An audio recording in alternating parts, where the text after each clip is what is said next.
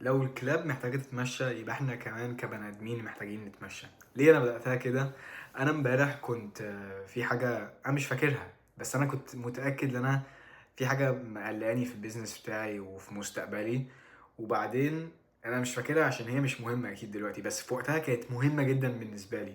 فعملت ايه؟ بدل ما انا اقعد افكر في المشكلة بتاعتي ازاي احلها، رحت اتمشى. انا دلوقتي بقالي فترة كده داخل على اسبوعين بتمشى دايما كل يوم. بتبقى الصبح بعد الشغل مثلا اشتغل من الساعة 7 الساعة 12 وبعدين اتمشى، وبعديها بحس بفرق كبير جدا في تفكيري وفي سعادتي في كل حاجة.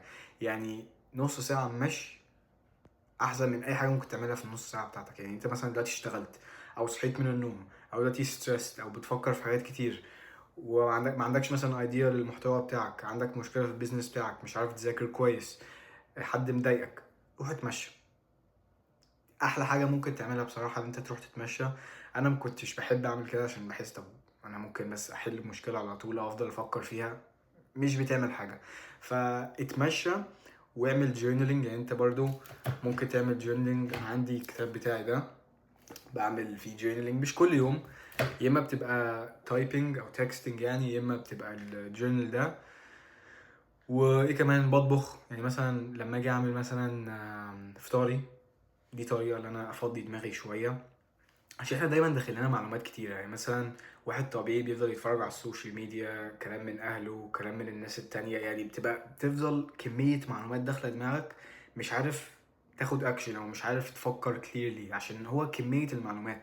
فانت عايزك تعتبر الراحة للدماغ مختلفة عن راحة الجسم. يعني انت مثلا راحة الجسم ممكن اروح العب جيم ومش عارف ايه وبعدين ارجع ما اتمرنش اليوم ده، خلاص اخد ريست، اخد يومين ريست. بس راحة الدماغ مختلفة. انا اتعلمت ده بطريقه صعبه جدا. كنت دايما اشتغل جامد جامد جامد وبعدين ما اديش نفسي راحه، والاقي نفسي مش عارف اعمل اي حاجه، مش عارف اعمل حاجه منتجه، تعبان طول الوقت عشان ما ريحتش دماغي. ريحت جسمي ممكن بس مش مريح دماغي. يعني عمال اتفرج مثلا على موفيز، على افلام، على خارج مثلا ومش عارف ايه. بس هي راحه الدماغ محتاجه ان انت ما تدخلش معلومات. هي راحة الجسم انت تريح نفسك، ما تعملش حاجة، تقعد في مكانك، تعمل استرتشات، ممكن المشي برضو راحة للجسم. بس راحة الدماغ اللي انت ما تدخلهاش معلومات. ممكن السبب اللي انت مش عارف تعمل ايه في حياتك اللي انت داخلك كمية معلومات ودماغك ما انت اكيد عارف اللي هو الدماغ دي زي كده ايه، زي ماشين يعني بيشتغل، يعني حاجات بتحطها فيه يطلع لك حاجات. بس هو احنا في جنريشن او في وقت دلوقتي بيدخلنا كمية معلومات بالريلز بالسكرولينج.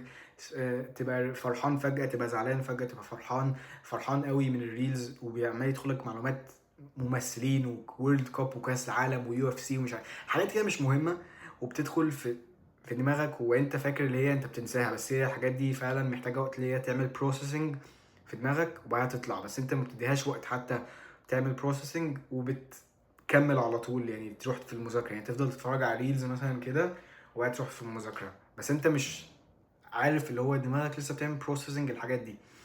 فالفيديو ده انا عارف ملخبط شوية، بس دي حاجة مهمة جدا عشان تعرف تريح نفسك شوية.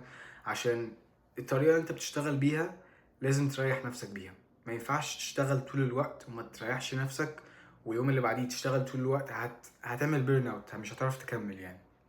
فازاي تريح دماغك؟ ما تدخلهاش معلومات. لو انت هتفكر الحاجه اللي انا هعملها دي هتدخلي معلومات او قد ايه معلومات، يعني في ممكن برضو ممكن مثلا على اخر اليوم انا بعمل حاجه اللي انا خلاص انا اتمشيت وريحت نفسي ومش عارف ايه، على اخر اليوم اخر ساعه في اليوم مثلا عايز اتفرج على مسلسل مثلا او حاجه، ماشي، حاجه عاديه عشان المعلومات قليله برضو مش زي تيك توك وريلز ومش عارف ايه. ممكن تعمل كده، بس اهم حاجه تتمشى، تعمل جورنالينج اوريها لك تاني اهو. وبعدين فكر ما تدخلش معلومات. ازاي ما ادخلش معلومات دلوقتي عشان اريح نفسي؟ بس ده الفيديو اللي انا كنت عايز اتكلم عليه، وهشوفكم في فيديو جديد.